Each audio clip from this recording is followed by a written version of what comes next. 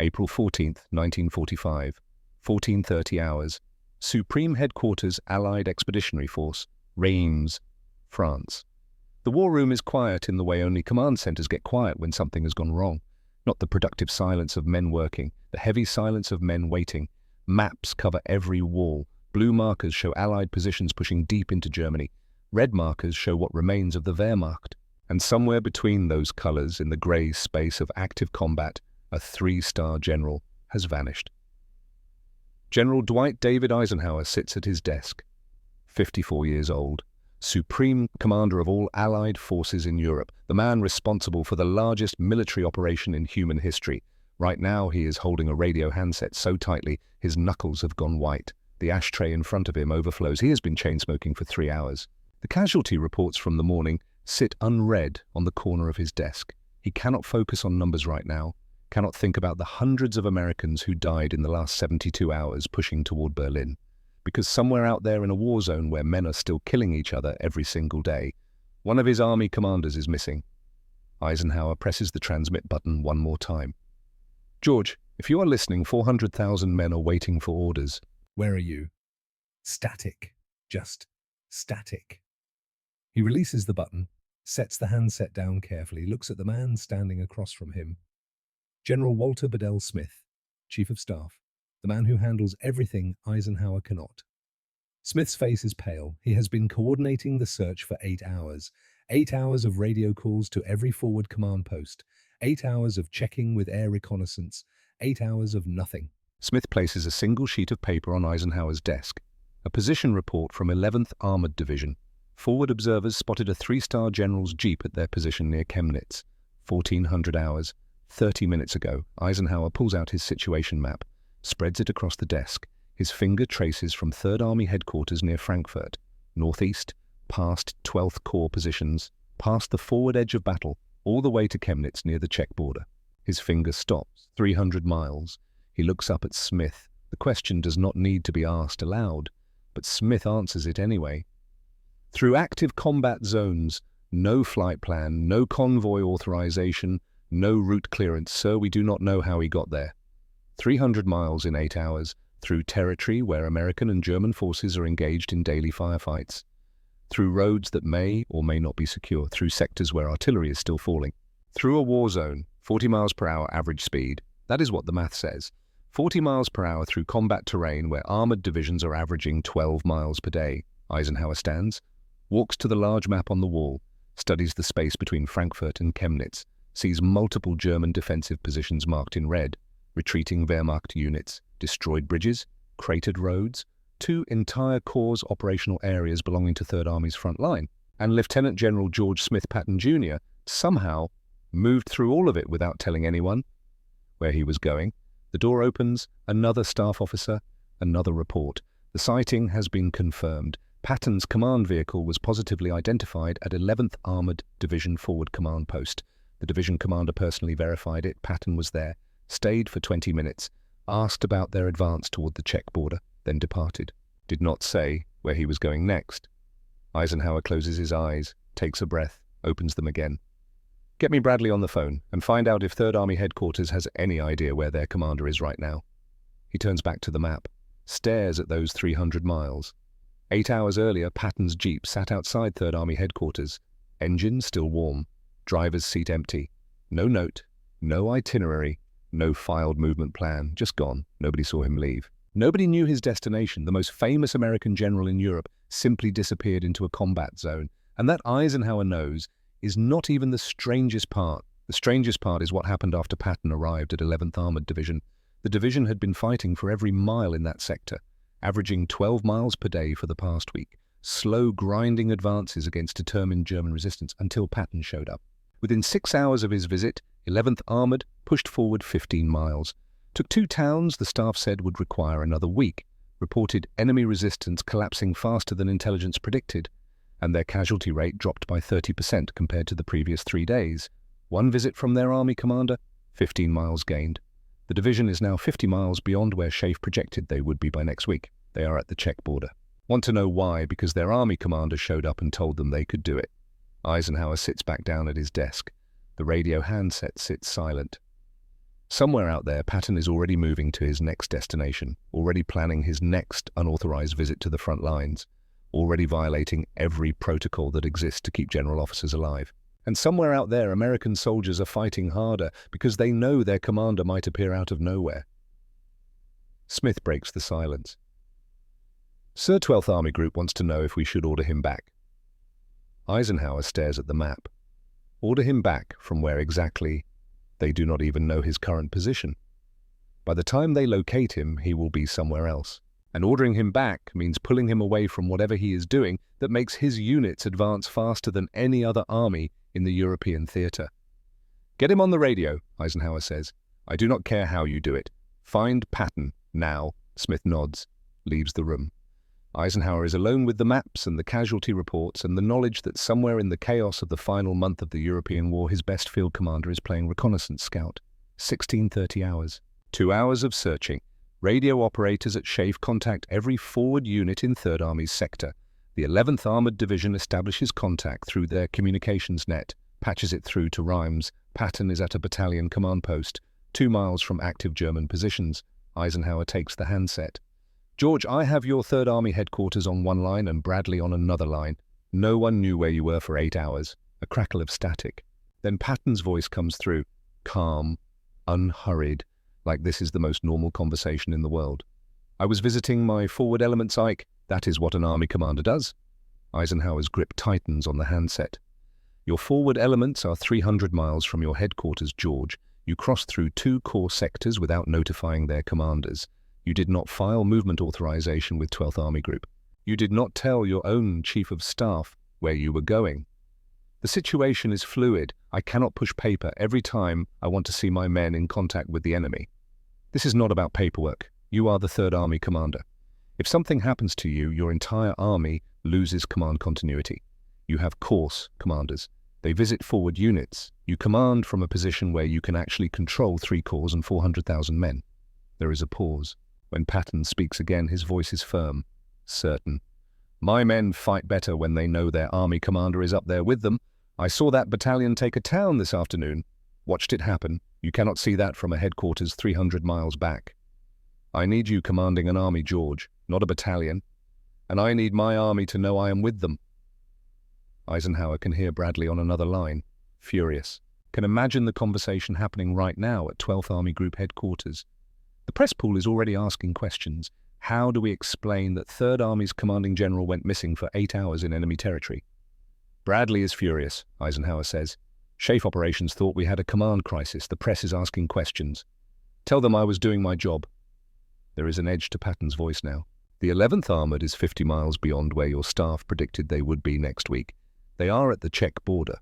Want to know why? Because their army commander showed up and told them they could do it. Eisenhower closes his eyes, takes a breath. George, you are 59 years old. You have led this army from Normandy to the Czech border. You have commanded in more combat operations than almost any American general alive. Do not throw it all away by getting yourself killed in some random firefight because you wanted to sightsee at the front. I am not sightseeing, Ike. Patton's voice is quiet now. I am leading. The radio goes silent for a moment. Then Eisenhower speaks, his voice cold and formal. You will receive an official written reprimand for unauthorized movement into combat zones. Is that understood? Understood, sir. The transmission ends. Eisenhower hands the radio back to the communications officer, turns to Smith. Put a note in his file. Official reprimand for unauthorized forward movement during active combat operations. Smith picks up his pen, hesitates. Will it stop him, sir? Eisenhower looks back at the map, at the position markers showing 3rd Army's incredible advance across Germany, deeper than any other Allied army, faster than any projection, lower casualties than the staff predicted. No, he says, but at least it is documented when he does it again. 2 weeks earlier, late March 1945, 3rd Army headquarters, Frankfurt, Germany, Lieutenant General George Smith Patton Jr. stands in front of a map of Central Europe. 59 years old, tall, ramrod straight posture, 2 ivory-handled revolvers on his belt, the image of an old cavalry officer, which is exactly what he is, except cavalry does not exist anymore. Now he commands tanks, 400,000 men, 3 corps, the most mobile, aggressive army in the European theater. He has spent 30 years preparing for this war, 30 years studying tactics at the Command and General Staff College, reading Clausewitz and Napoleon and Caesar, learning how armor moves, how infantry fights, how artillery supports. 30 years training for the moment when everything he learned would be tested against the best army Europe had ever produced. And now in April 1945, that war is ending. The Germans are collapsing, the Allies are driving toward Berlin from the west, the Soviets from the east. Every day brings news of another city liberated, another German unit surrendering, another mile gained. Every day the war becomes more certain to end, and Patton cannot stop thinking about what that means. He has prepared for 3 decades to fight this war. What happens when men like him are no longer needed? When the shooting stops and the planning begins for whatever comes after, when generals become administrators instead of warriors? His greatest fear is not dying in combat. His greatest fear is watching this war end from a headquarters tent 300 miles behind the lines while his soldiers do the dying, becoming an old man in a clean uniform, giving orders from safety, disconnected from the reality his men face every single day. He remembers France in 1918, the First World War. He was a young tank commander then, 32 years old, led the first American tank units into combat at Saint-Mihiel, saw men die because their commanders were too far back to understand what was happening at the front, saw good soldiers follow bad orders because the generals giving those orders had no idea what the battlefield actually looked like.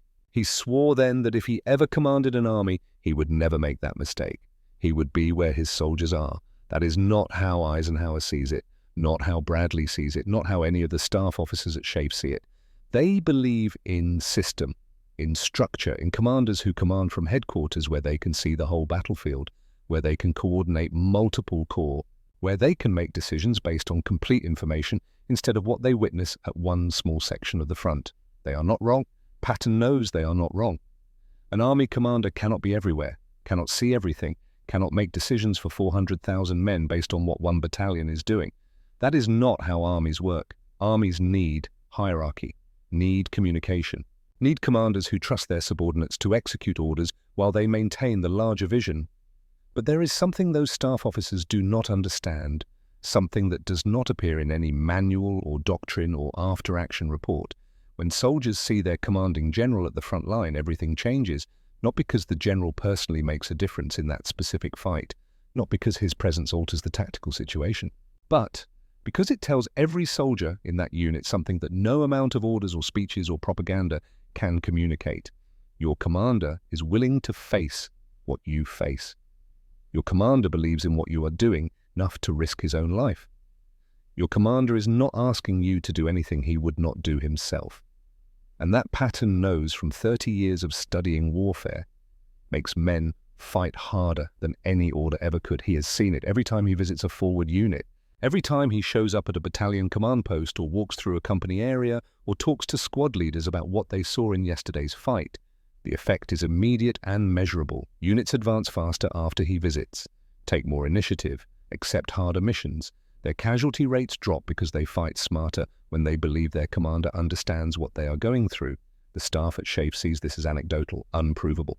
Not something that can be quantified or put into a report, but Patton sees it in the numbers. Third Army has advanced further and faster than any other Allied army in Europe, has taken more territory with fewer casualties than staff projections predicted, has consistently exceeded every operational timeline. Is that because of superior planning, better logistics, more aggressive tactics? Maybe, or maybe it is because 400,000 men believe their commander is with them. Patton turns away from the map. His aide enters with the daily intelligence summary. German resistance is collapsing in the Frankfurt sector. Forward units are reporting minimal contact. The road to Chemnitz is opening. So 4th Armoured Division requests permission to advance toward Leipzig. Patton studies the map. Leipzig is 150 miles northeast, deep into territory the staff said would not be reached for another 2 weeks. Tell them yes, and tell them I will be there tomorrow to see how they are doing. The aide writes it down. Does not ask if Patton plans to file a movement authorization. Does not ask if he will notify 12th Army Group. Does not ask because he already knows the answer. Patton will go where his soldiers are, because that is where an army commander belongs. Meanwhile, at SHAEF headquarters in Reims, Eisenhower faces a different calculation. Dwight David Eisenhower, 54 years old. Supreme Commander, Allied Expeditionary Force, the man responsible for coordinating British, American, Canadian and French armies across a front that stretches from the North Sea to the Swiss border, managing personalities like Montgomery and Patton and Bradley and de Gaulle, balancing military necessity with political reality, keeping the alliance together long enough to finish the war. He graduated from West Point in 1915, the same class as Omar Bradley. Spent World War I training tank crews in Pennsylvania, while men like Patton went to France and earned their reputations in combat. By the time he deployed to Europe, the war was over. He learned his lessons differently than Patton. Patton learned that commanders need to be at the front. Eisenhower learned that wars are won by logistics and planning and coordination, by making sure supplies reach the right units at the right time, by ensuring that attacks are synchronized so the enemy cannot shift forces to meet isolated threats, by maintaining the larger vision even when individual battles are being lost. West Point taught him that commanders command from positions where they can see the entire battlefield, where they can make decisions based on complete information, where they can coordinate multiple units without being distracted by the chaos of any single engagement. The First World War validated that lesson. The generals who tried to lead from the front trenches could not see beyond their immediate sector, could not coordinate with adjacent units, could not respond to changing situations across the entire front. The generals who commanded from headquarters, who had telephone lines and radio communications and staff officers providing them with constant updates, those were the generals who won. Eisenhower believes in system, in structure, in protocols that exist because they keep armies functioning when chaos threatens to overwhelm everything. And Patton keeps violating those protocols, not occasionally and not in emergencies, constantly.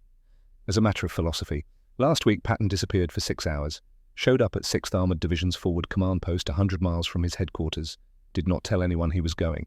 Just arrived, talked to the division commander about their advance toward Kassel, then left. The week before, he flew in a liaison aircraft to 4th Armored Division, landed at a forward airstrip that was under sporadic artillery fire, spent 3 hours with the tank crews, returned to headquarters in time for dinner like nothing unusual had happened. The week before that, he drove to 91st Infantry Division, walked through their positions with the regimental commanders, got within a mile of active German positions, came back and filed a report about gaps in the enemy's defensive line that intelligence had not identified yet. Every single time, Third Army advances faster than projected. Every single time, casualties are lower than estimated. Every single time, Eisenhower has to write another note for Patton's file about unauthorized movement. And every single time, he knows those notes will not change anything, because Patton genuinely believes a commander's place is with his soldiers. Not in theory, not as inspiration for speeches, but as literal operational doctrine. Eisenhower cannot decide if Patton is the bravest general he has ever commanded or the most reckless. Maybe both. Smith enters his office with the evening reports. Third Army pushed another 20 miles today. Took 2 towns ahead of schedule. Captured 1,500 German prisoners, casualties minimal. Patton visited 11th Armored this afternoon, Smith says. Eisenhower does not need to ask how far that is from Third Army headquarters, does not need to ask if Patton filed a movement plan. Did he at least take a security detachment this time? Just his driver and his aide. 3 men, driving through a combat zone where German and American forces are still shooting at each other, where roadside ambushes happen daily, where a wrong turn could put them behind enemy lines. Eisenhower signs the casualty reports, sets them aside. Make a note, I will talk to him next time he is at headquarters. But Patton is rarely at headquarters anymore. He is always somewhere forward, always visiting some division or corps, always showing up where his soldiers are fighting. And the strangest part, the part that Eisenhower cannot quite reconcile with his West Point training and his belief in systematic warfare, is that it works. Third Army keeps advancing, keeps exceeding projections, keeps performing better than any other Allied army in the theater. Is it because Patton is a tactical genius, because his staff is better, because his soldiers are more aggressive? Or is it because 400,000 men know their commander might show up anywhere, anytime, willing to face the same dangers they face? Eisenhower does not have an answer. But he knows that in 2 days, Patton will disappear again. Will show up somewhere 300 miles from where he is supposed to be, will violate another protocol, will earn another official reprimand, and Third Army will keep winning. That is the paradox Eisenhower cannot solve. The equation that does not balance. The problem that has no clean answer. How do you control a general who is winning? Outside the spring evening settles over Reims. The war room lights stay on. Staff officers work through the night, coordinating the next day's operations. Radio operators maintain contact with forward units.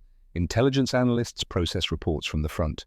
And somewhere out there in the chaos between Frankfurt and the Czech border, George Patton is planning his next unauthorized visit to the men who trust him to lead them. April 14th, 1945. 2000 hours.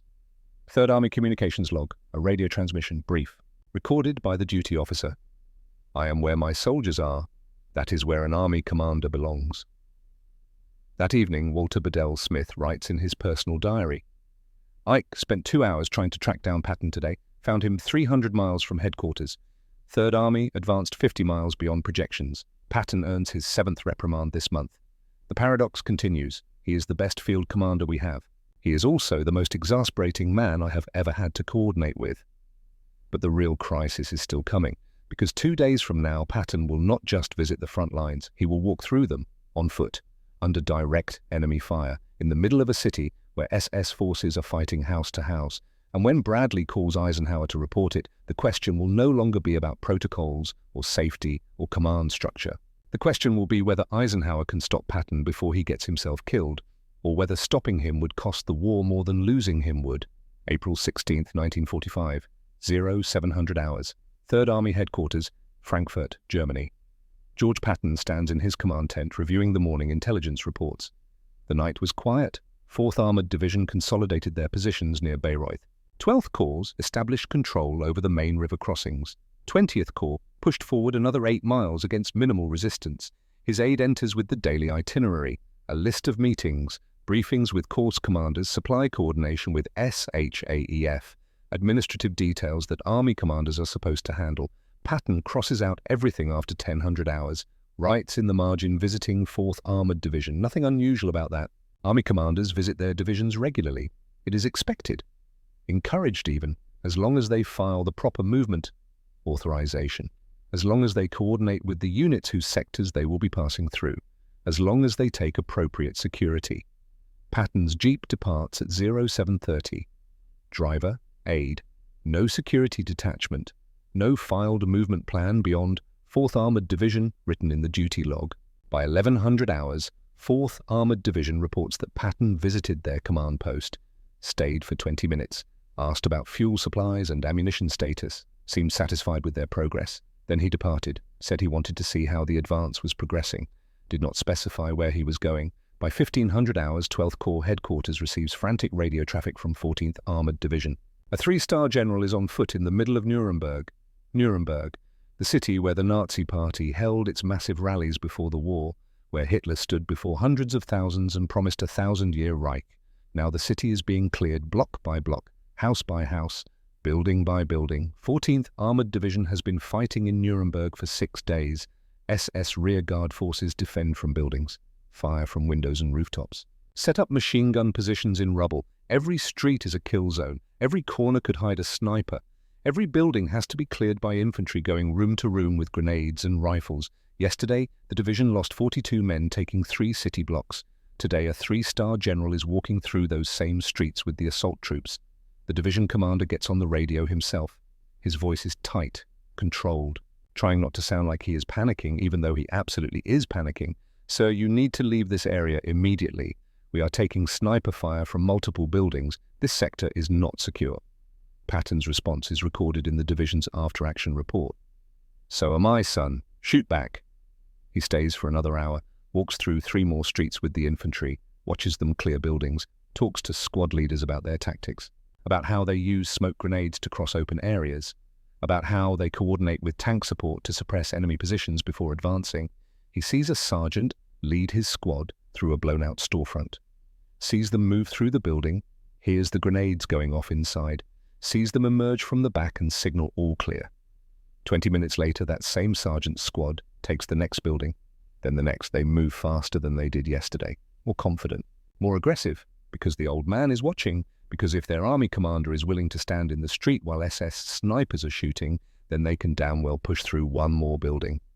Patton finally leaves when his aide physically insists they need to return before dark. The Jeep drives back through the city, past buildings still burning from yesterday's fighting, past knocked-out German tanks, past American aid stations treating wounded soldiers. That evening, the 12th Corps commander calls SHAEF headquarters. His voice is shaking slightly. Sir General Patton was in Nuremberg today, on foot, under direct fire from SS troops. If the press finds out the Third Army commander was in a street fight, there will be questions. Eisenhower's response is not recorded, but Smith's diary entry that night reads, Ike spent an hour on the phone with Bradley. Patton's situation becoming untenable. He is no longer just visiting forward units. He is walking through active combat. Bradley wants him relieved. I am not sure Ike disagrees anymore. 3 days later, 14th Armored Division completes the capture of Nuremberg. Total time 9 days. Staff projections had estimated 15 days. Casualties 30% lower than predicted. The division commander files his after-action report. Buried in paragraph 14, section C, he writes, morale significantly improved following visit by Army commander on 16 April. Subsequent advances proceeded ahead of schedule. He does not mention that the Army commander was under sniper fire. Does not mention that Patton walked through streets where men were dying. Does not mention any of that because it sounds insane when written in an official report. But every soldier in 14th Armored Division knows what happened. They know the old man walked through Nuremberg while the SS was still shooting. They know he watched them clear buildings. They know he stood in the same streets where they were fighting. And they know that if their commander is willing to do that, they can take one more city, push one more mile, accept one more mission. April 18th, 1945, 0900 hours. 3rd Army Headquarters, Frankfurt. Patton's morning briefing covers the operational situation across 3 corps. 20th Corps is pushing toward Czechoslovakia. 12th Corps is consolidating along the Danube. 8th Corps is swinging south toward Austria. The war is nearly over. Everyone can feel it. German resistance is collapsing. Whole units are surrendering without fighting. The question is no longer whether Germany will be defeated. The question is who will get where first. And Patton is acutely aware that British Field Marshal Bernard Montgomery is racing him to Prague. Montgomery, careful, methodical, plans every operation in excruciating detail. Never attacks until every supply line is established, every contingency is covered, every risk is calculated and minimized. Montgomery also moves slowly, takes cities weeks after Patton would have taken them, suffers higher casualties because he gives the Germans time to prepare defenses. Patton despises everything Montgomery represents. This morning, intelligence reports that British forces are approaching the Elbe River, moving east toward Berlin. If they maintain their current pace, they might reach Prague before 3rd Army. Might, unless 3rd Army accelerates.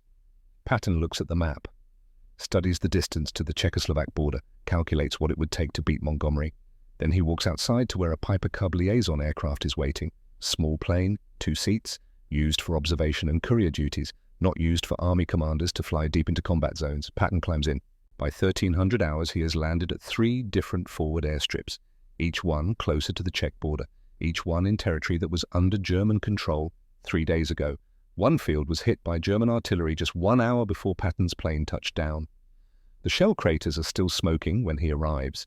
At each stop, he talks to unit commanders, asks about their advance, about what they are seeing, about whether they can push harder. At each stop, he tells them the same thing. Montgomery thinks he can beat us to Prague, prove him wrong. By 1700 hours, he is back at 3rd Army Headquarters, has covered 200 miles in a light reconnaissance plane, has visited 3 divisions, has landed at airstrips that were under fire within the hour. His pilots are terrified.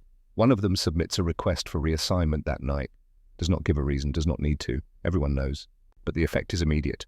4th Armored Division, which Patton visited at their forward position, advances 30 miles in the next 24 hours, takes 2 towns that staff estimates said would require another week. 11th Armored Division pushes to the Czech border, establishes positions 50 miles ahead of schedule. 6th Armored Division, hearing about what 4th and 11th did, advances 25 miles on their own initiative, takes objectives that were not even assigned yet. 3rd Army's front line shifts east so fast that chaff cartographers cannot update their maps quickly enough.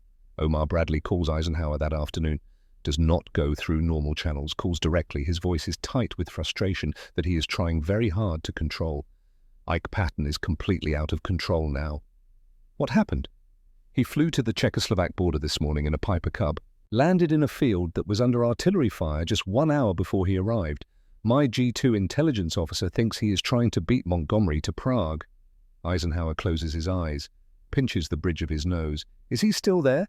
No, he is already back at his headquarters, covered 200 miles in a light reconnaissance plane, landed at 3 different forward airstrips to talk to unit commanders, was back at his command post in time for dinner. His pilots are terrified. One asked to be reassigned. There is a pause. When Bradley speaks again, his voice drops, becomes quieter, more serious. And here is the thing, Ike. Everywhere he shows up, his units accelerate their advance. The 4th Armored took 2 towns ahead of schedule today. His corps commanders are telling me the troops perform better when they know Patton might appear out of nowhere. They push harder, take more initiative. So he is succeeding. He is succeeding by violating every protocol we have for general officer safety. If he gets killed doing this, 3rd Army loses its commander in the final month of the war. Eisenhower stares at the map on his wall. 3rd Army's advance is marked in blue. It extends deeper into Germany than any other Allied formation. Faster advances, more territory liberated, fewer casualties than projections predicted. I will handle it, he says, but he does not know how. Because the fundamental problem has not changed. Patton keeps violating protocols. 3rd Army keeps winning. How do you order a general to stop doing the thing that makes his army the most effective fighting force in the European theatre? April 20th, 1945.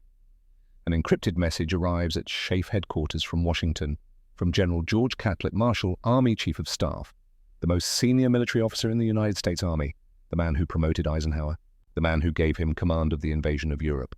The message is brief, pointed. Press reporting 3rd Army commander frequently visits front lines. Confirm theatre command has protocols for general officer security. Advise status immediately. Eisenhower drafts his response carefully, every word measured.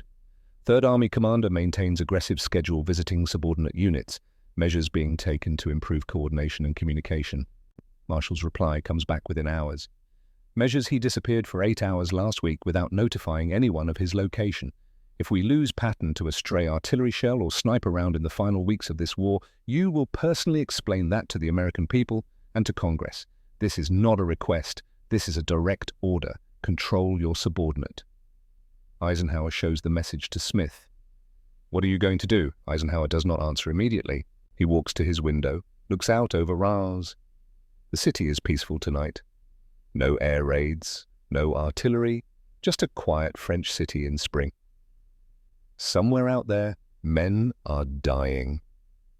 American soldiers pushing into Germany, fighting house to house in cities like Nuremberg, crossing rivers under fire, taking casualties every single day as the war grinds toward its inevitable conclusion. And somewhere out there, Patton is planning his next visit to those men. How do I control a general who is winning? Eisenhower's voice is quiet. Every time he violates protocol, his army advances faster. Every time he ignores safety regulations, his casualties go down. His men worship him because he is there with them, and I am supposed to order him to stop. Smith has no answer, but Patton's vanishing acts are about to create a crisis that no one anticipated. Because on April 22nd, Patton will not just visit the front lines, he will cross them. And this time, the Germans will know he is there. April the 22nd, 1945. 05:30 hours. 3rd Army Headquarters, Frankfurt. Patton departs before dawn, tells his aide he is inspecting river crossings along the Danube.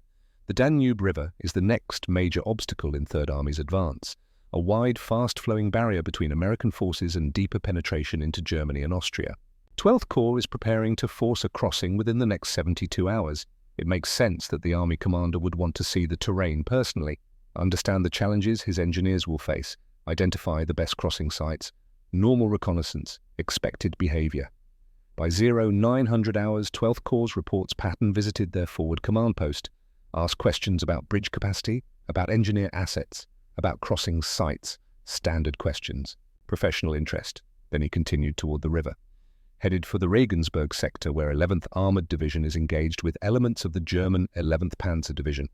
By 1200 hours silence, no radio contact, no visual sightings, no position reports. By 1400 hours, 3rd Army Chief of Staff is on the phone to SHAEF. His voice is controlled, but there is an undercurrent of real concern. Sir, we have no location on General Patton. Last confirmed sighting was at 12th Corps forward command post at 0900. He indicated he was moving toward the Danube to inspect crossing sites. That was 5 hours ago. We have had no contact since. Eisenhower's voice is carefully controlled. What is the tactical situation in that sector? 11th Armored is heavily engaged with German armor, fighting for every bridge site. The Danube has not been crossed yet in that sector. German forces still hold the East Bank. So you are telling me Patton is somewhere near an active armored engagement at a contested river crossing and no one knows his exact location? Yes, sir. For 2 hours, Third Army staff coordinates a search. Radio operators contact every unit in the Regensburg sector. Forward observers scan for his command vehicle. Reconnaissance patrols keep watch for a 3-star general's jeep. Nothing. And then at 1600 hours the reports start coming in. A reconnaissance team from 11th Armored radios back. Their messages confused, uncertain. Think we saw a 3-star jeep on the east bank of the river. Cannot confirm. Seems impossible. We have not secured the east bank yet. The 90th Infantry Division reports their signals intelligence unit intercepted German radio traffic, a fragment of a transmission mentioning an American general's vehicle spotted in Regensburg on the German side of the river. Down. The 65th Infantry Division reports scouts observed someone matching Patton's description talking to engineers about bridge load capacity, 2 miles ahead of the forward American positions. An air reconnaissance flight reports an unidentified Allied command vehicle in a sector marked as German-controlled on all current maps. Third Army Chief of Staff calls Eisenhower back. His voice is shaking now. Sir, we may have a capture situation. Multiple reports suggest General Patton has crossed the Danube into German-held territory. Bradley gets on the line. He is not asking anymore, he is demanding. If the Germans realize Patton is across that river, they will divert significant forces to capture him. An American Army commander as a prisoner would be worth 10 divisions to their propaganda machine. We need to extract him immediately. Eisenhower's mind is racing through the calculations. If they send forces to retrieve Patton, they reveal to the Germans that someone important is in that sector, draw attention to exactly what they are trying to protect. But if they do nothing, and Patton is captured, the political consequences will be catastrophic. The military consequences will be worse. The 12th Corps commander weighs in on another line. We do not even know his exact location. The east bank of the Danube in that sector is approximately 8 miles of frontage. He could be anywhere. For 2 hours, the most famous American general in Europe has vanished into German-held territory during active combat. SHAEF Operations is preparing contingency plans for a potential capture. Intelligence is monitoring German communications for any indication they have identified a high-value target. Bradley is drafting orders for a combat search and rescue operation. And then at 1730 hours, radio contact is established. Patton is indeed across the Danube, on the German side, and he is not in trouble. He is inspecting a bridge. The 12th Corps communications officer makes contact. His voice is professional, but you can hear the relief underneath. General Patton, this is 12th Corps operations. We have been unable to reach you for 7 hours. What is your current location and status? Patton's voice comes through clearly, calm, matter of fact. I am on the east bank of the Danube, approximately 3 miles upstream from 11th Armoured's position. Found an intact bridge. Germans abandoned it, must have been in a hurry. There is a stunned silence on the other end. Sir, you are on the German side of the river, during active combat operations. Not for long. I am bringing the engineers up now. This bridge can support armour. 12th Corps can cross here at first light tomorrow, instead of forcing an opposed crossing downstream. According to the after-action report filed by 12th Corps engineers later that day, Patton had personally walked across a partially destroyed bridge under sporadic German small arms fire to inspect its structural integrity. When the engineers told him it could not support armoured vehicles, he moved upstream. Along the east bank, through German-held territory, found a second bridge that was intact. By the time 3rd Army staff located him, he had already radioed 12th Corps to redirect 11th Armoured Division to the new crossing site. The Corps commander gets on the radio. His voice carries disbelief and frustration in equal measure. Sir, you crossed into enemy territory without infantry support, without armour support, without authorization. Patton's response is recorded in the radio log. Tell Ike I found him a bridge. The Germans left it intact. 12th Corps can cross at first light. The staff officers at SHAEF received the engineering report 3 hours later. The bridge Patton found can support full armour. The crossing will proceed at dawn with minimal opposition expected. Estimated casualties for an opposed Danube crossing 800 to 1,000 men. Estimated time 3 to 5 days of heavy fighting. Actual casualties using Patton's bridge 47 men. Actual time 18 hours. One unauthorized reconnaissance mission. 750 American lives saved. Bradley, reading the casualty report the next day, writes in his command log, Patton violated every protocol we have, again, and saved more American lives in one afternoon than a week of proper planning would have. How do I discipline a man for that? But that information does not reach Eisenhower until later. In the moment, all he knows is that his most valuable army commander spent 7 hours in German-held territory, out of communication. personally conducting reconnaissance that squad leaders are trained to do. He sits at his desk, stares at the map, at the blue line representing Third Army's front, at the red symbols showing German positions, at the Danube River cutting through the middle of the operational area. Somewhere across that river, Patton is already moving to his next objective, already planning how 12th Corps will exploit the crossing he just found, already thinking 3 moves ahead while Eisenhower is still processing what just happened. Smith enters the office, sets down another report. Bradley wants Patton relieved of command. Marshall is demanding immediate action. The press is asking questions. Eisenhower does not respond immediately. He keeps staring at that map. At the territory Third Army has taken in the last month, at the speed of their advance, at the low casualty figures that defy every projection, finally he speaks. "Schedule my aircraft. I am flying to Third Army headquarters tomorrow morning." Smith looks up sharply. "Sir, I'm going to talk to Patton, in person. This has gone far enough." Because some conversations cannot happen over the radio, some confrontations require being in the same room, looking each other in the eye, and this conversation is long overdue. April 23rd, 1945. 0800 hours, Third Army headquarters, Frankfurt, Germany. Eisenhower's aircraft lands at the Third Army airstrip. He has not done this in over a month, has not personally flown to an Army headquarters to confront a commander, but this cannot wait, cannot be handled through messages or phone calls or official reprimands that Patton signs and ignores. This requires a face-to-face meeting. He finds Patton in his command tent, studying maps of the advance beyond the Danube, planning how to exploit the crossing that opened this morning. 12th Corps is already moving armor across the bridge Patton found yesterday, the bridge the Germans abandoned, the bridge that is saving American lives right now. Patton looks up as Eisenhower enters, stands, salutes. "Ike, did not expect you." "Sit down, George." They sit across from each other at the map table, the same table where Patton has planned every major operation Third Army has conducted since Normandy, the same table where he coordinated the relief of Bastogne during the Battle of the Bulge, the same table where he has rewritten the doctrine for mobile warfare. Eisenhower's face is hard, controlled. This is not a friendly visit.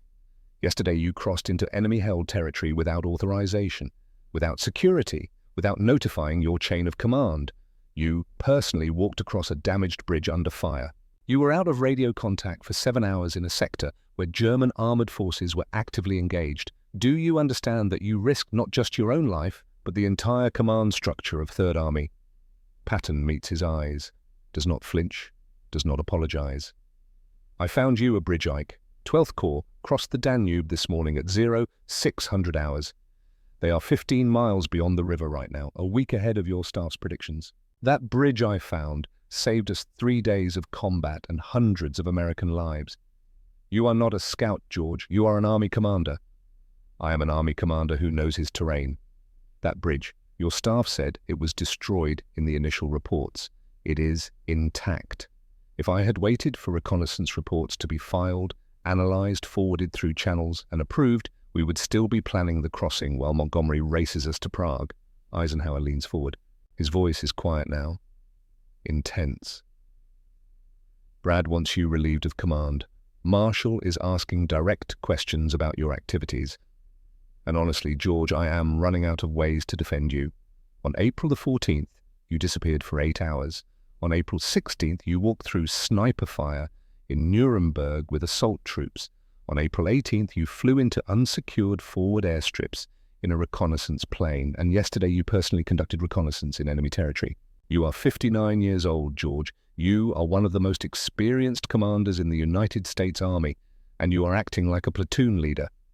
Patton's jaw tightens. He stands, walks to the large situation map on the wall, points to the blue markers showing Third Army's positions. "And Third Army has advanced further and faster than any other army in this entire theater. We are at the Czech border. We are at the Austrian border. We have liberated more territory in the last 30 days than in the previous 3 months. You want to know why?" He turns back to Eisenhower. "Because when soldiers see their commanding general at the front, not 300 miles behind the lines in some comfortable headquarters, but right there in the mud and the fire with them, they believe they can do the impossible. They do not see an old man in a clean uniform giving orders from safety. They see their commander sharing the risk. And they fight harder because of it." Eisenhower stands as well. His voice is quiet, but intent. I understand that, George. I do. But you are not just any officer. You are irreplaceable. If I lose you to a random artillery shell or a sniper's bullet in the final weeks of this war, Third Army stops. All of it. 400,000 men lose their commander. 3 corps lose coordination. The entire advance halts while we reorganize command structure. Is that one bridge worth that risk? Every bridge I find brings us one day closer to ending this war. Every day we save is American soldiers who get to go home alive. Not if losing you costs us a week of operations and 1,000 more casualties while we sort out the command chaos. They stare at each other across the map table. 2 generals, 2 philosophies. 2 men who have fought side by side since North Africa, but cannot reconcile this fundamental disagreement about how wars should be won. Finally, Eisenhower speaks again, his voice softer now, almost tired. George, I have known you for more than 20 years. I know how you think. I know how you fight. You are the best offensive commander in the United States Army, probably the best we have ever had. But I need you to understand something. He points to the map, to the course markers, each one representing more than 100,000 men. You are not commanding a company anymore. You are not commanding a regiment. You are commanding an entire field army. Your job is not to find bridges personally. Your job is to command the generals who command the colonels, who command the majors who send scouts to find bridges. That is how armies work. Patton's voice is steady, certain. And that is why most armies move slowly, because everything goes through channels. Everything waits for approval. Everything gets delayed by procedure. I do not have time for that. We are winning this war right now. Every day we delay is another day the Germans reorganize their defenses. Another day they move resources. Another day this war continues. Eisenhower sits back down. He suddenly looks very tired, older than his 54 years. Brad wants you relieved. Marshall wants an explanation. I have a file of incident reports from the last 2 weeks alone. You have violated protocols that exist for very good reasons. If you were any other general, you would already be on a plane back to the States. But I am not any other general. No, you are not. You are the general who is about to win this war, and I need you to stay alive long enough to do it. There is a long silence, the kind of silence that happens between old friends when they have run out of arguments but have not reached agreement. Then Patton speaks. His voice carries none of its usual confidence. It is quiet, almost reflective. Ike, I have spent 30 years learning how to fight. 30 years studying warfare, training soldiers, preparing for this. I am not going to watch this war end from a headquarters tent 300 miles behind the lines while my men do the dying. Eisenhower stares at him, and for the first time in this entire conversation, he does not have an immediate response. Because buried in that statement is a truth he cannot argue with. Patton is not showboating, he is not glory-seeking. He genuinely believes a commander's place is with his men, in the danger, sharing the risk. And Eisenhower knows, even if he will never say it out loud, that Patton might be right. Finally, he stands, prepares to leave, then turns back one more time. You know what the real problem is, George. You are actually right. Your men do fight harder when you are there. 12th Corps took that bridgehead in half the projected time. 11th Armored pushed 40 miles after you visited. Even Brad admits your units consistently outperform our projections. Your presence makes a measurable difference in combat effectiveness. He pauses. But if you get killed, finding another bridge, Third Army stops. 400,000 men lose their commander in the final weeks of the war. So I am going to ask you one question, and I want you to think carefully before you answer. Is that bridge worth that risk? Patton meets his eyes. Every bridge I find brings us one day closer to the end. Every day I save is American lives that get to go home. Yes, that is worth the risk. Eisenhower nods slowly. Then I am going to say this once, and only once. Stop trying to get yourself killed. I cannot win this war without you. But I also cannot explain to George Marshall, to the President, or to the American people why I let the Third Army commander play reconnaissance scout in enemy territory. You want to lead from the front, fine, but take a security detachment. File movement plans, notify your chain of command, stay in radio contact. Can you do that? I will try. Do not try, George. Do it. That is an order. Yes, sir. Eisenhower walks to the tent entrance, stops, does not turn around. For what it is worth, that bridge you found, 12th Corps crossed with minimal resistance. They are advancing toward Linz right now. You saved lives yesterday. Just do not throw your own away doing it." He leaves. Patton stands alone in the command tent, looking at the map, at the blue markers showing Third Army's incredible advance across Germany, knowing Eisenhower is right about the risk, knowing Bradley is furious, knowing Marshall is demanding answers, but also knowing his men are fighting and dying every single day, and he cannot command them from safety while they face danger. He will not. April 23rd, 1945. 1400 hours, Third Army Headquarters, Frankfurt, Germany. Eisenhower's aircraft climbs into the afternoon sky, banking west toward Reims, leaving Patton standing in that command tent with maps and orders and the weight of 400,000 men on his shoulders. The conversation is over. The decision has been made, except it has not really been a decision at all, because both men know exactly what will happen next. Patton will file movement plans, will take security detachments, will notify his chain of command, will stay in radio contact for about 3 days, and then he will disappear again, because his philosophy has not changed, his belief system has not shifted. His certainty that a commander belongs with his soldiers remains as absolute as it was before Eisenhower flew to Frankfurt. The only thing that has changed is that now it will be documented. April the 24th, 1945, 0700 hours, Patton departs Third Army Headquarters. His aide files a detailed movement plan this time, visiting 6th Armored Division at their positions near Amberg. Estimated departure 0730, estimated arrival 1000 hours. Route specified, security detachment assigned, radio contact schedule established, everything by the book, everything proper and correct, and exactly what Eisenhower ordered. He arrives at 6th Armored Division at 10:15 hours, talks to the division commander about their advance toward the Czech border, reviews their supply situation, asks about casualties, professional, expected. Then he continues forward, past the division command post, past the regiment headquarters, all the way to a battalion that is preparing to assault a German position on a ridgeline 3 miles ahead, stays for 2 hours, watches them plan the attack, talks to the company commanders about their approach, studies the terrain with them. The battalion attacks at 1500 hours, takes the ridge with lighter casualties than expected, advances 5 miles beyond the objective because they see an opportunity and they know their army commander is watching. That evening, 6th Armored Division reports to 12th Corps that they exceeded their daily objectives, advanced faster than projected, morale excellent. 3rd Army Chief of Staff files the daily report to Schaeff, notes that General Patton visited forward units, maintained radio contact throughout, returned to headquarters by 1800 hours, does not mention that Patton spent 2 hours with a battalion preparing to assault enemy positions, does not mention that he was within artillery range of German forces, does not mention that he violated the spirit of Eisenhower's order while technically complying with the letter of it. Eisenhower reads the report that night at Schaeff headquarters, reads between the lines, knows exactly what happened. Smith enters his office. Patton filed a proper movement plan today. I know. He also spent 2 hours with a battalion at the front. I know that too. Smith waits. Finally asks the question they are both thinking. Are you going to do anything about it? Eisenhower stares at the report, at the casualty figures that are lower than projected, at the advance that exceeded expectations, at the notation that Third Army units continue to perform above staff estimates. What would you have me do? Bedell relieved the most effective army commander in the European theatre because he cares too much about his soldiers. Marshall might not give you a choice. Then Marshall can fly to Frankfurt and relieve him himself. It is the closest Eisenhower has come to open defiance of the Army Chief of Staff.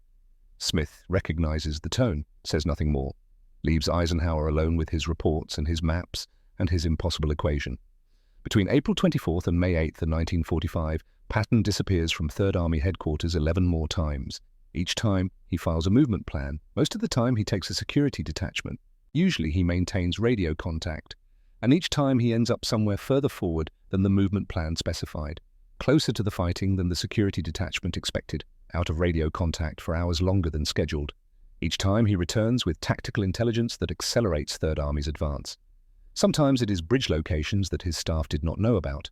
Sometimes it is gaps in German defensive lines that reconnaissance had not identified. Sometimes it is just his presence, his willingness to show up where his soldiers are fighting, to see what they see, to share what they face. And each time, Third Army moves faster than Schaeff projections predicted. The staff officers at Supreme Headquarters stop being surprised, stop filing alarmed reports, stop demanding explanations, because the pattern is clear now, undeniable. When Patton visits a unit, that unit performs better, advances faster, takes fewer casualties, accomplishes more with less. Is it psychological, tactical? Some combination of both. The staff analysts cannot quantify it, cannot put it in a formula, cannot explain it in a way that fits their understanding of how armies work. But the numbers do not lie. Third Army in the final 2 weeks of April 1945 advances 200 miles, liberates more territory than any other Allied army, captures tens of thousands of German prisoners, and does it all with casualty rates 30% below SHAEF projections. Bradley stops calling to complain about Patton's movements, starts calling to ask how he does it, how he gets units to perform consistently above expectations, how he maintains that level of aggression and initiative across an entire army. Patton's answer is always the same. I go where my soldiers are. They know I am willing to face what they face. Everything else follows from that. And Bradley, who commanded a corps under Patton in Sicily, who has known him for decades, who understands him better than almost anyone, can only shake his head. You are going to get yourself killed doing this, George. Maybe, but not today. Eisenhower files 7 official reprimands in Patton's personnel record during the final 2 weeks of April. Each one documents unauthorized movement into combat zones. Each one notes violations of security protocols. Each one is signed personally by the Supreme Commander Allied Expeditionary Force, and each one is read by Patton, signed without comment, and filed away. Smith writes in his diary on May the 1st, Ike signed another reprimand for Patton today, the 7th this month. We both know it will not stop him. The war is ending. Third Army has won every objective we gave them, and several we did not. Patton has proven something that no doctrine manual will ever capture. That leadership, real leadership, sometimes requires breaking every rule we have. April 29th, 1945, morning, Bavaria, Germany. Elements of 3rd Army's 45th Infantry Division and 20th Armored Division approach a complex of buildings outside the town of Dachau. Intelligence reports indicate it is a concentration camp. One of many the Germans operated, but no one is quite prepared for what they find. The soldiers who enter first report back in voices that shake. Describe conditions that seem impossible. Piles of bodies, survivors who look like skeletons, evidence of systematic murder on a scale that defies comprehension. By evening, word has reached 3rd Army headquarters. A concentration camp has been liberated. The conditions are beyond anything encountered before. April 30th, 1945. Morning. George Patton arrives at Dachau, 280 miles from his headquarters. Unannounced, no advance warning to the units on site. Just his jeep pulling up to the camp entrance with his aide and his driver. No security detachment, no filed movement plan, no radio contact schedule. Just a general who needs to see something for himself. He walks through the camp, past the barracks where prisoners were kept in conditions worse than animal pens, past the medical facilities where experiments were conducted on human beings, past the crematoriums where bodies were burned, past the mass graves not yet covered. He sees the survivors, men and women and children who weigh 60 pounds, who can barely stand, who have been starved and beaten and worked until they were no longer useful and then killed. He sees what the Allied forces have been fighting against for 6 years, not in abstract terms, not in intelligence reports, but directly, in person, with his own eyes. One of the survivors, a Polish man who weighs perhaps 70 pounds, approaches Patton through an interpreter, asks him a question. Why did it take so long? Patton has no answer. There is no answer. They came as fast as they could, fought as hard as they could, but for the people in this camp, every day of delay meant more death. He looks at the man, at the thousands of others like him who survived, at the piles of bodies representing those who did not. We are here now, is all he can say. It is over now. The man nods, walks away.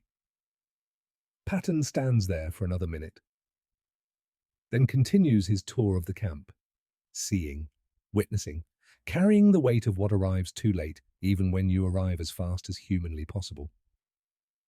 A reporter who is at the camp asks him why he came personally, why the 3rd Army commander would travel nearly 300 miles to visit a liberated concentration camp when he could have sent representatives. When he could have read the reports, Patton's response is recorded in the reporter's notes.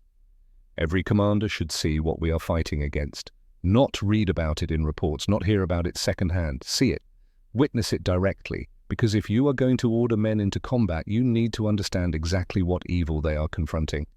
He stays for 3 hours, walks through every section of the camp that has been cleared, talks to the liberating soldiers about what they found, talks to some of the survivors through interpreters, then he returns to his jeep, drives back toward headquarters, does not speak for the first 100 miles, just sits in the passenger seat staring at the German countryside passing by, thinking about what he saw, about what it means, about all the fights his army has fought to reach this point. This is why Patton takes the risks he takes, not for glory, not for recognition, not to prove something to Eisenhower or Bradley or Marshall, but because when you order men to fight, when you send soldiers into danger, when you command 400,000 people to risk their lives, you have to understand why. You have to see what they are fighting against. You have to witness the evil they are confronting. You cannot do that from a headquarters 300 miles away, cannot understand it from reports and briefings and intelligence summaries. You have to be there. Have to see it yourself, have to carry that knowledge with you when you make decisions about where to attack next, and how many casualties are acceptable and which objectives are worth American lives. Dachau gives context to everything Patton has done in the last month. Every unauthorized visit to the front, every time he put himself at risk, every violation of protocol, because the stakes were never about bridges or tactical advantage or beating Montgomery to Prague. The stakes were about stopping what he saw at Dachau, about ending a system that could create such places, about fighting an enemy capable of such evil. And you cannot fight that from safety, cannot command soldiers to face that darkness while you remain distant from it. That evening, May 1st, Eisenhower's reprimand number 8 for April is delivered to 3rd Army headquarters. Unauthorized movement to forward areas, failure to file proper movement authorization, violation of security protocols. Patton signs it without comment, files it with the others. Then he walks back to his map, studies the positions 3rd Army has reached, the territory they have liberated, the camps they have freed, the people they have saved, thinks about the cost. The American soldiers who died getting here, the casualties his decisions have caused, the responsibility he carries for every life lost under his command, and he thinks about the alternative. What would have happened if 3rd Army had moved slower, been more cautious, waited for perfect conditions before attacking? If he had commanded from headquarters following doctrine, keeping himself safe while his soldiers faced the enemy, more camps like Dachau would have operated for more days, more prisoners would have died, more evil would have been allowed to continue. That is the calculation Patton makes, has been making every day for the last month. The reason he violates protocols and risks his life and drives Eisenhower and Bradley to distraction, because speed saves lives, aggression ends wars, and commanders who are willing to share the danger with their soldiers inspire those soldiers to accomplish the impossible. May 3rd, 1945. Patton departs 3rd Army headquarters to visit 12th Corps. They are advancing toward the Austrian Alps. 200 miles from headquarters, he does not file a movement plan, does not notify Bradley, does not take a security detachment, just goes, because that is where his soldiers are, and in Patton's mind, shaped by 30 years of preparation and 6 years of war and the images from Dachau that will never leave him, that is where their commander needs to be. The war in Europe ends 5 days later. May 8th, 1945, 2300 hours. All German forces in Europe surrender unconditionally. Victory in Europe Day, VE Day, the end of the war that consumed the continent for 6 years, that killed tens of millions of people, that destroyed cities and nations, and any illusion that civilization was immune to barbarism. When the final accounting is done, when staff officers tally the numbers and cartographers mark the final positions, 3rd Army's record stands alone. They have penetrated deeper into Germany and Czechoslovakia than any other Allied army, American, British, Canadian, French. No one advanced as far as 3rd Army.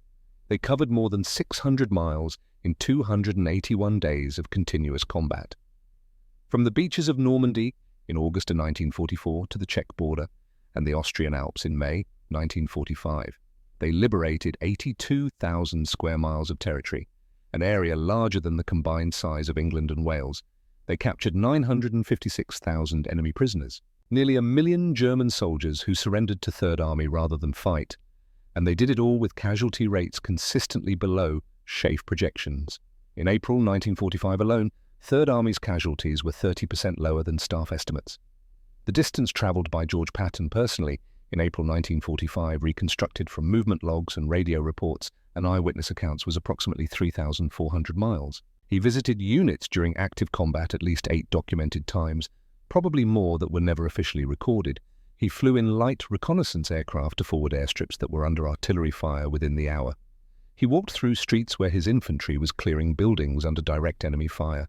He crossed rivers before they were secured. found bridges his own intelligence staff thought were destroyed, conducted personal reconnaissance in enemy-held territory, and every single time the units he visited performed better than they had before he arrived.